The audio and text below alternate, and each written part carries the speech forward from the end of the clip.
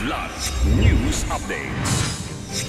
Mga balita ngayon, ex-PNP Chief Nicolas Torre III nag-file ng leave hanggang Setyembre, sinabing huwag siyang kaawaan.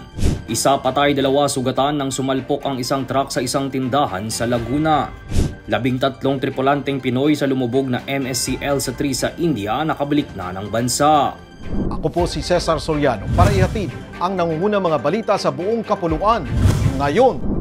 Ilang araw matapos ang biglaang pagkakasibak sa pwesto ni dating PNP Chief General Nicolas Torre III, sinabi nito sa publiko na huwag siyang kaawaan. Sa isang video message, sinabi nitong okay lang siya at kung may dapat kaawaan ay ang mga Pilipinong paulit-ulit na nabibiktima ng pagbaha.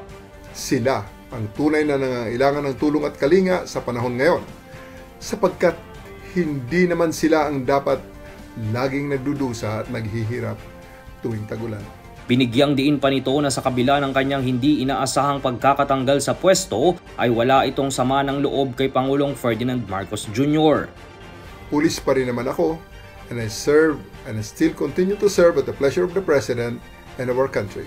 Ayon sa PNP Public Information, nag-file ng mandatory leave si Torre hanggang September 29 o isang buwan mula noong August 28. Samantala, wala pang sinabi ang Malacanang kung ano ang pwestong nakahandang ibigay sa dating hepe ng kapulisan.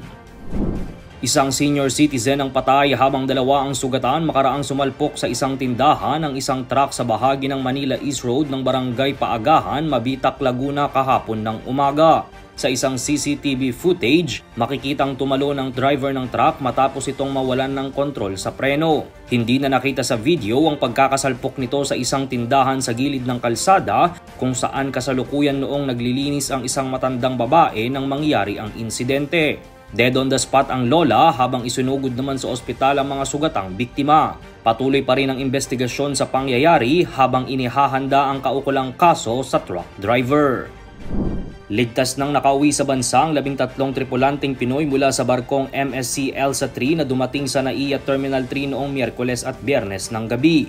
Unang nakabalik sa bansa ang 6 na seafarers sakay ng Qatar Airways Flight QR928 habang kagabi naman ang pangalawang batch na binubuo ng 7 marino sakay ng Etihad Airways Flight EY446. Mismong pinangunahan ng mga kinatawan ng Overseas Workers Welfare Administration o OWA kasama ang Department of Migrant Workers o DMW ang repatriation ng mga tripulante.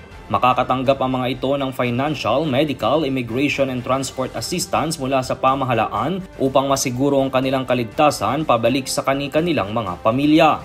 Matatanda ang kabilang ang mga Pilipinong tripulante sa lumubog na container vessel sa bahagi ng karagatan ng India noong nakaraang Mayo. Para sa Kidlat News Channel, ito si Jai Reyes, nag-uulat. Ako po si Cesar Soriano, kasama nyo sa bawat pagputo ng balita.